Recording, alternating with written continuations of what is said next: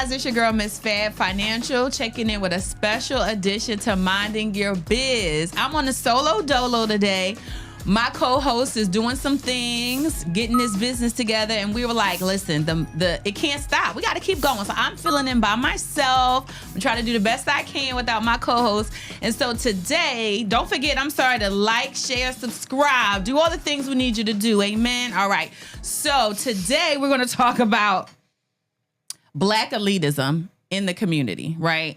I don't know if you know, but Ralph Lauren just launched and did an amazing capsule collection about Bluff Oaks, Martha's Vineyard, and Black wealth, right? And what that looks like. And they also collaborated with Inkwell and had some HBCU, Spelman, Morehouse influences. And the collection, I love it. Really iconic, very Americana. I think in today's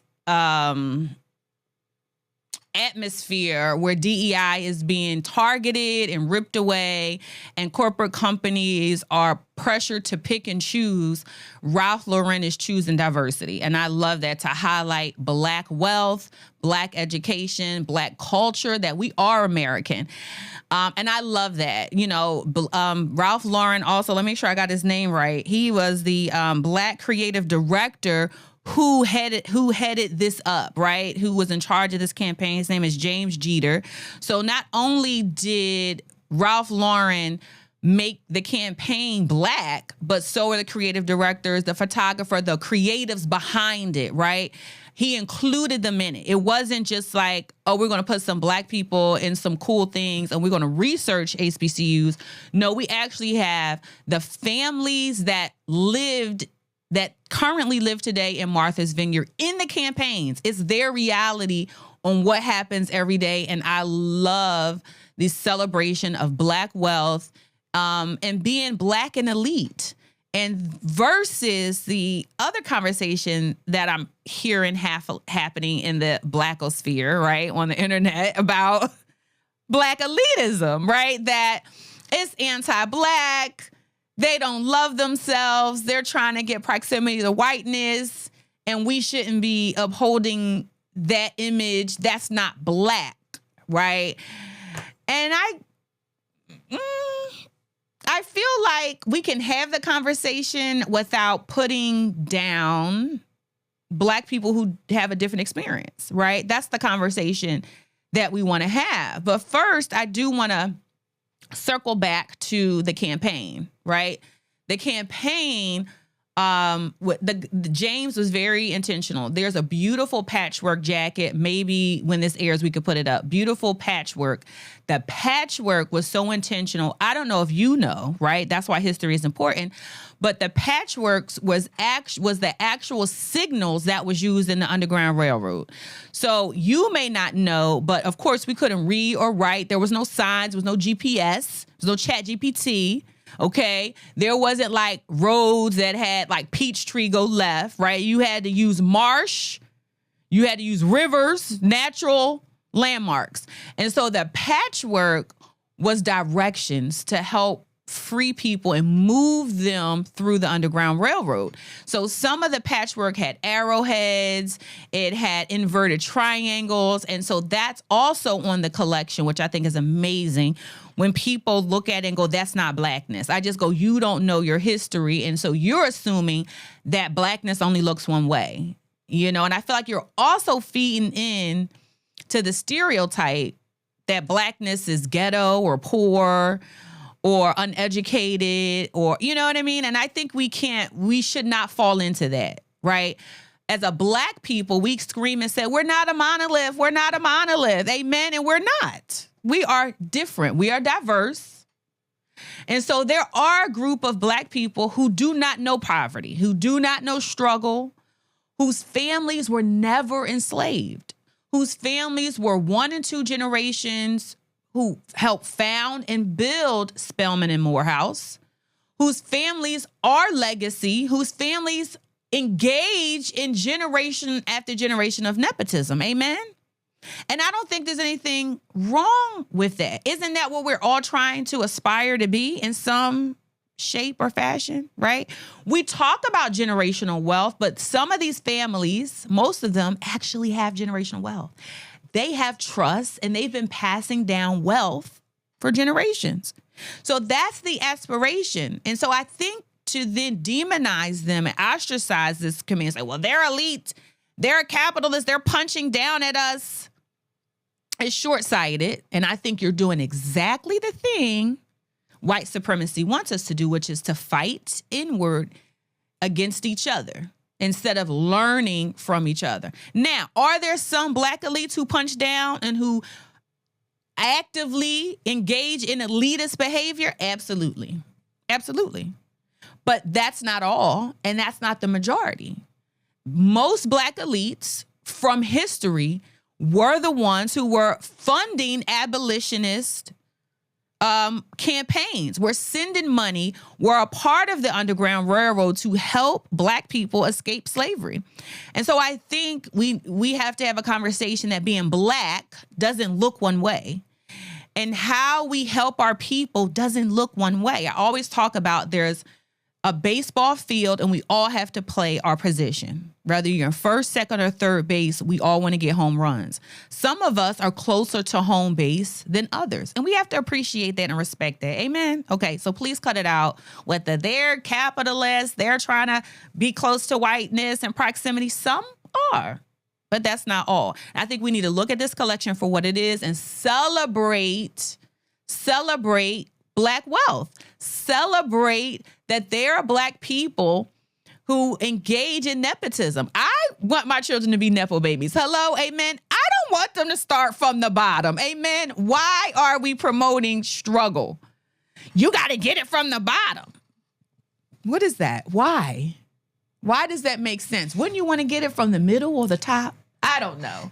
Getting it from the bottom. People want you to get it from the bottom out the mud because they say that builds character. And they believe that you can't, if you don't get it out the mud, then you'll be spoiled and you'll be a brat and you won't know how to handle adversity and things of that nature. I get that, but respectfully, I think that comes from people who don't know wealth, right? I think that comes from people who got it out because you were coming from a place of lack, right? So now that you are in a place of abundance, I would look to these Nepo generational families and go, how did you build character for your children, right? Because you are fourth generation passing down wealth. How did you raise your children to be nice? So something must be working. Something must be working. Amen. These people are passing down wealth and their kids aren't squandering it. They're not on drugs. They're not out here gang banging or whatever it is happening.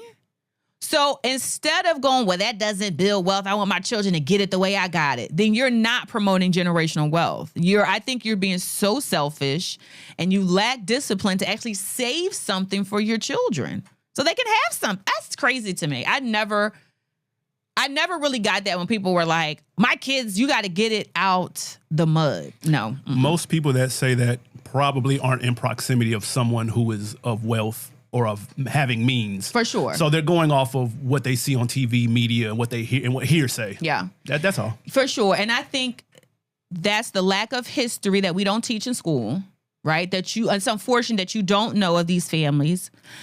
People could tell you more about the Vanderbilts and the white families than the black families, as if they didn't exist, right? And that's done on purpose. You should know black wealth in the U.S., right? And Oak Bluffs was a place of security. It was a place where black people could thrive and feel secure in a world that was actively targeting them for their whole being and presence. This ad campaign should be aspirational. Absolutely. It should not trigger hate. And if it triggers you, right, because a trigger is a thing. If it triggers you, then you need to work on the trigger. You need to be like, I'm feeling some type of way about it. Am I envious? Am I jealous? Am I dealing with my lack and my insecurities that I'm not there, that my family didn't start off here? Right? Because what is that happening? Because we do want that. We talk about it today. Get the bag. Well, they got the bag. They've had the bag. So I don't understand the hate. They've had the bag for generations. right? And they've had wealth. They have beach houses in Martha's Vineyard. They do all the things, right, that a lot of you want to do, that you pretend to do, but they are it, right? So I think aspirational is where we want to be. And if it's triggering to you, right, then I would search inward and go, why do I feel uneasy about this? Why do I feel what's going on with me, instead of punching down or punching up at them? Right? That would involve accountability, and many of us struggle with that. Amen. Amen. Lack of accountability. And I also want to say, right, Ralph Lauren, who is a staple in Americana. Ralph Lauren I remember in the 90s, I wanted me some polo boots. I was all about it. And it was a trend to dress preppy. But there are people who start and finish preppy. It's some of us saw it as a fad, but for a lot of people, that's their way of life, right? Polo Ralph Lauren has been around forever, and they're not going anywhere. Their stock just increased. It's like $300 a share. So though that's not your reality, dressing preppy, polos, khakis is a way of life for a lot of people, and it's not a fad to them. Does the company have any responsibility to make some type of donation or some type of tangible act behind this particular promo run, or is the promo run enough? To me, the promo run would be enough, but from what I understand, that there is a portion that is going to HBCUs, right? But I think the campaign is enough because it also employed Black creatives that I don't think get enough shout out, enough response, enough look, right? Yeah. So the fact that Ralph Lauren has a Black creative director, to me, full stop is enough. When you employ Black, other Black people employ Black people, right? So you're talking about the stylist, the hairstylist, the photographer, the people who are on set that are getting paid, right? He is paid handsomely, I'm sure. Paid handsomely. Yeah. So I think, to me, within itself, to be is enough to me. And I'm definitely okay with that. And I think that when we look at Black elites or Black people that are wealthy or Black people who do not have your same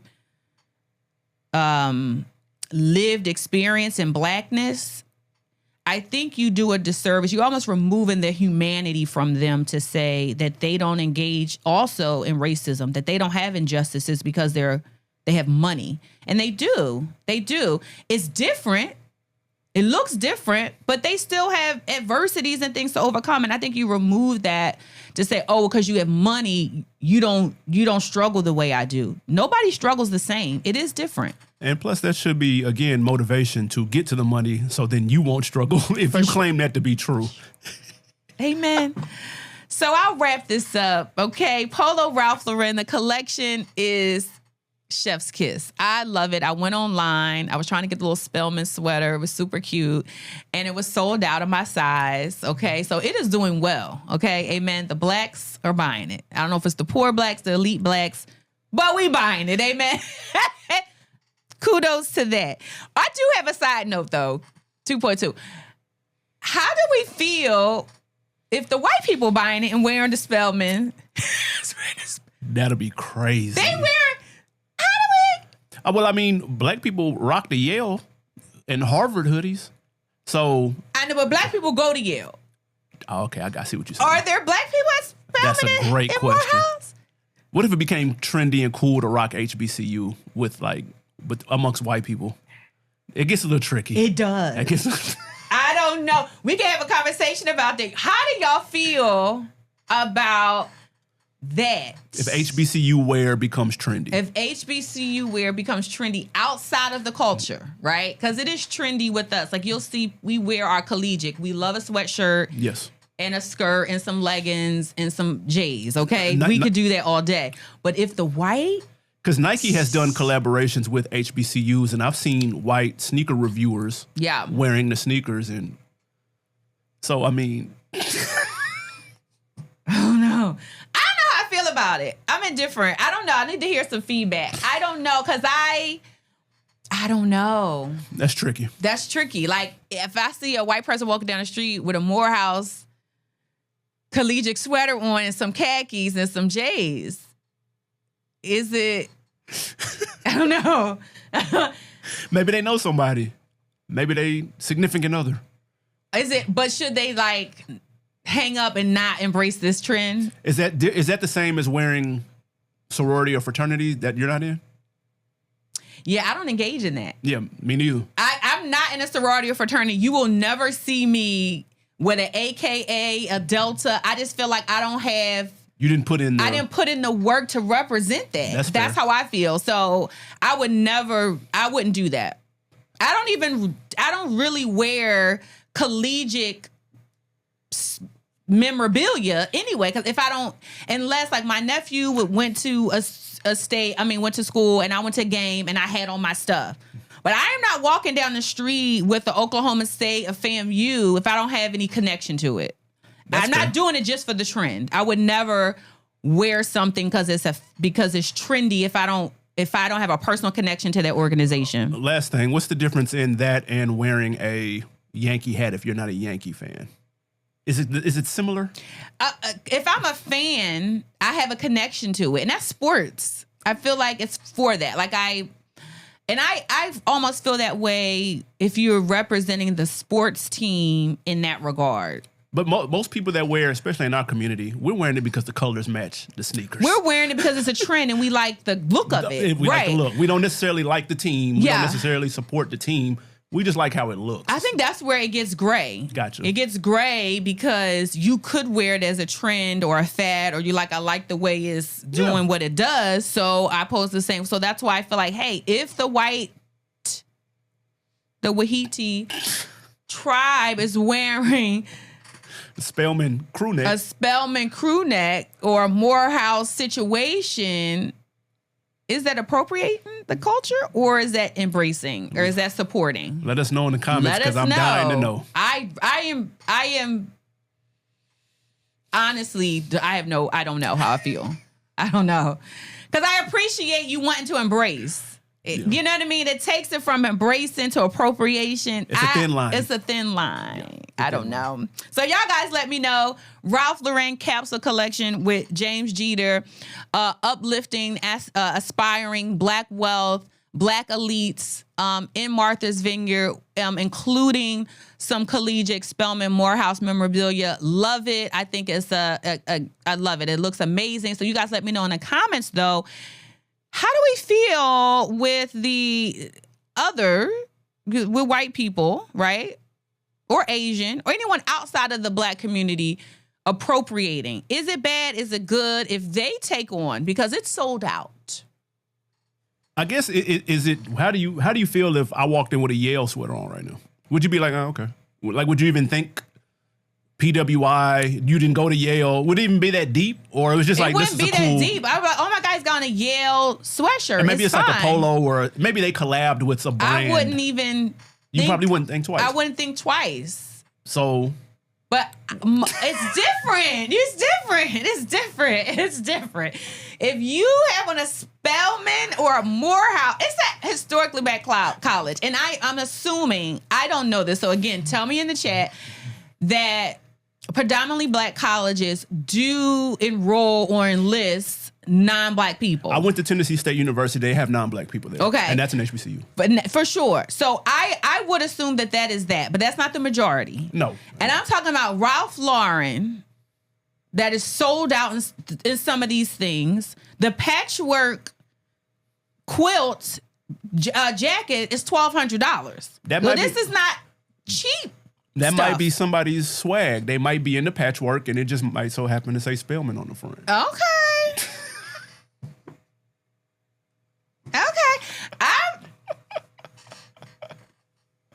Tell me what y'all think. I can't agree or disagree. I don't know. Y'all let me know. Tell me what y'all think. All right, moving right along. I'm trying to do the best I can, y'all. I'm up here by myself. Okay. So moving right along, we're going to talk about some things that are happening in our space. Y'all let me know if we like it or love it. Quick rapid fire situation that's happening in your space. Okay, Africa, nuclear power. Do we like it or we don't like it? Africa being one, it's a country. Remember, Africa is a country. It's a continent. I'm sorry. And there's 58 countries that make up the continent of Africa. And no country on the continent of Africa has any nuclear power, weapons of mass destruction at all. No nuclear. They don't have bombs. They don't have any of that. Most of them don't even have armies. Okay. Burkina Faso and the Sahel states are in talks with Russia in mining uranium and trying to come up with their own nuclear program. Okay. How do we feel about it? Having nuclear on the continent, in particular, one of the Sahel states, which is the Sahel countries, which is Burkina Faso, whose president is Ibrahim Traoré, who has been under some heat from the United States because, of course, they've been kicking out France and they're trying to have ownership of their own agency in their country. They're like, you guys have been taking minerals and everything out from Africa, and we are left impoverished and poor because our presidents are doing these sweetheart deals with you and we're not getting anything. And so enough's enough. And we also want to be able to defend ourselves. We also want to have nuclear. We also want to be able to protect ourselves. How do we feel about that? Is that something that is going to put more eyes on Africa, which is going to deem them more dangerous and allow for people to easily invade and attack the country, right? Or should they wait? Should they wait till the country has more financial footing, or are they doing this too soon, right? Let me know. What's your thoughts? What are your thoughts?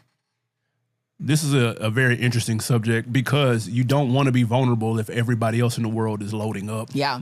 You don't want to get caught with your pants down. Yeah. But you also don't want to put a bullseye on your back and people see you as a threat. Yeah. So I guess it just depends on how other people view it. I'm going to take I like it. I don't hate it. I don't love it. I like it. I'm right in the middle. Yeah. So you want to be prepared, and you don't want to be taken advantage of or be vulnerable in case, the world goes to crap. For sure. I feel like the other countries around the world who have had nuclear, we see where they are, especially in the Middle East, right? We had the whole Afghanistan, Iraq war, weapons of mass destruction, which was no weapons of mass destruction. That was like a nothing burger. We know what happened in Libya. We know what's happening in Iran. When they give up their nuclear weapons, it is like the Wild Wild West. Unfortunately, your country is destabilized.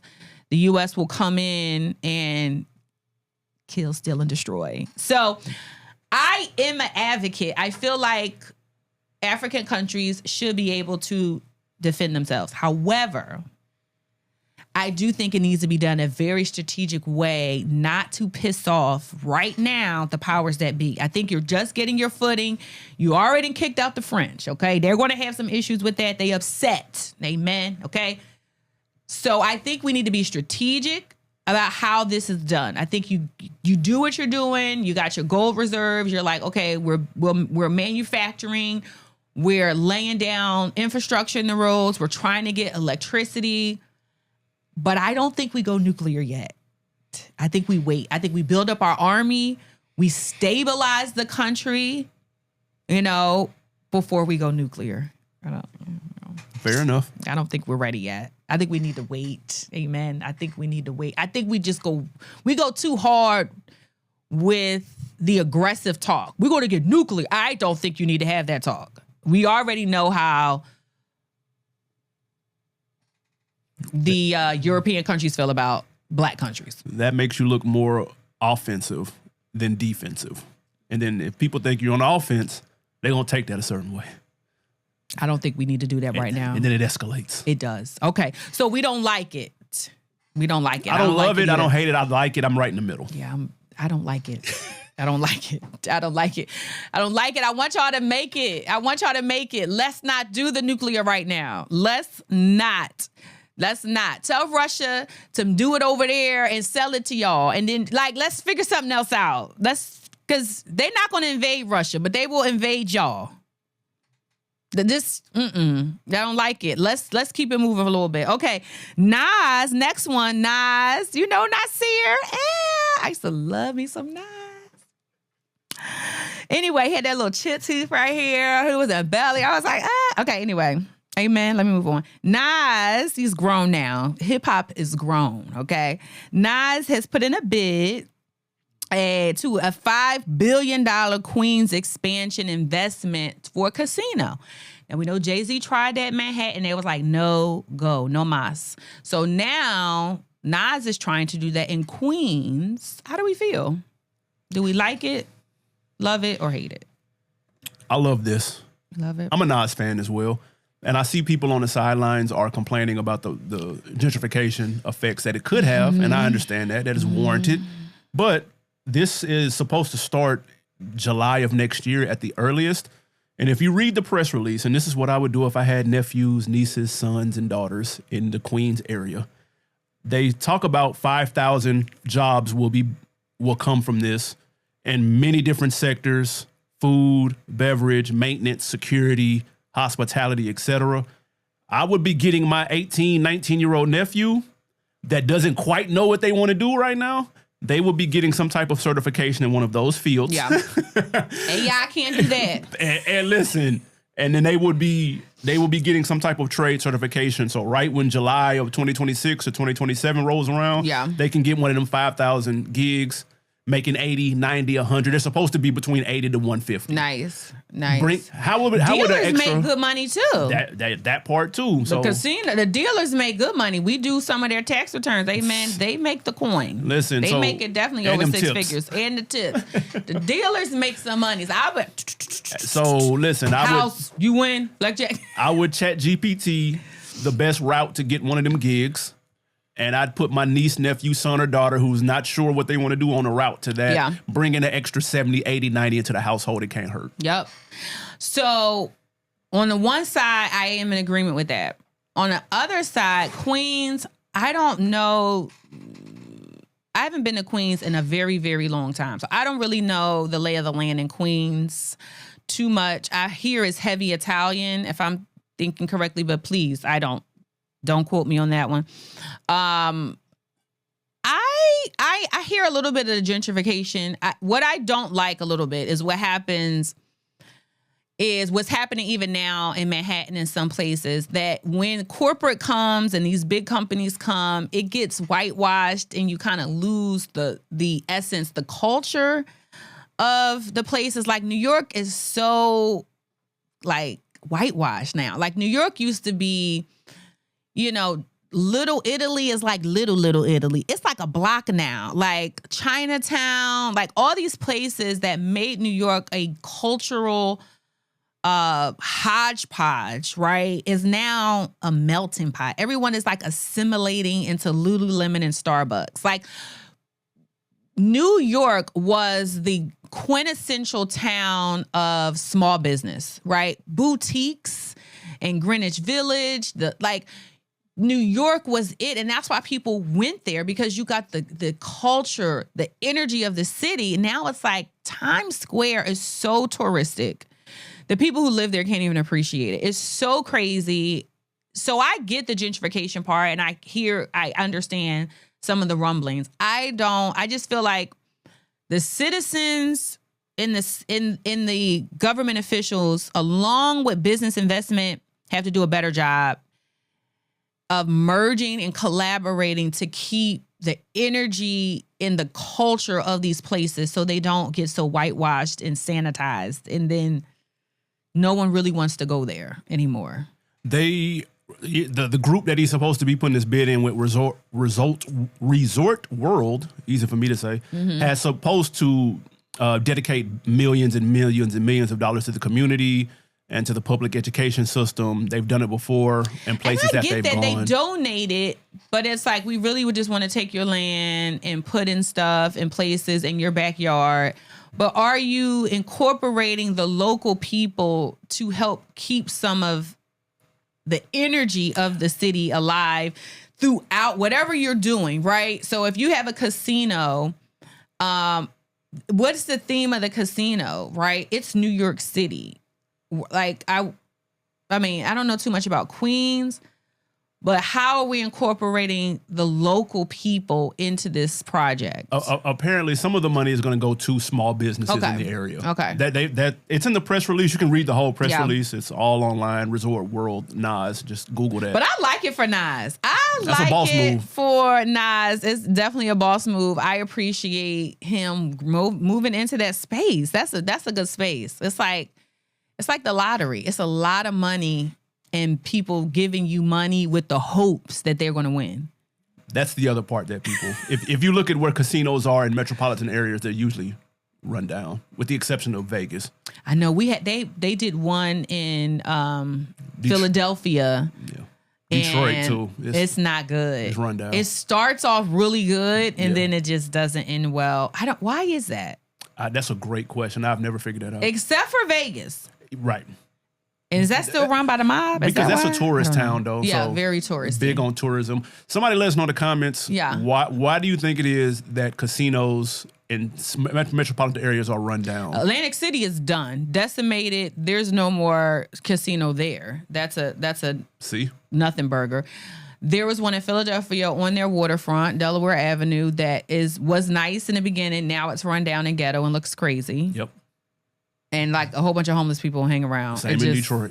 It just doesn't do well. So I don't know what that's about. Yeah, let us know. Is that a venture capitalist thing? What is that? Fill us in. Will the same thing happen in Queens? Let us know. Yeah, I hope not. The Queens people.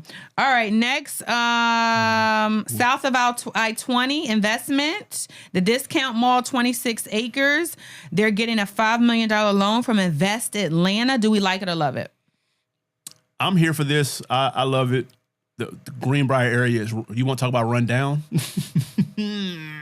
So any type of inflection of money and capital, it can't do anything but good. Again, my people that live over there that don't want to get moved out, look and see where opportunity presents itself. They not get moved out. The Discount Mall? Oh yeah. That's where it's across from Greenbrier Mall. Yikes. There are tenants possibly in there because it's a discount mall, like a flea market type of situation. But I think they're supposed to change these into like condos and stuff. It's supposed to be both. It's supposed to be, there's going to be apartments and commercial business space. So they are going to extend the businesses that are there, allow them opportunity to set up shop there. So it's going to be business retail space, which is what we need more of on the South Side. We need more upscale, modern business retail space so that businesses can also invest right on the South Side. So I love it. Whatever y'all got to say bad, just shoo. I like it. Keep it to yourself. Or you can put it in the comments, but I'm not responding. All right. So guys, thank you for this episode, this special episode on my own of Minding Your Biz. Like, share, subscribe, tell a friend to tell a friend, and keep minding your business.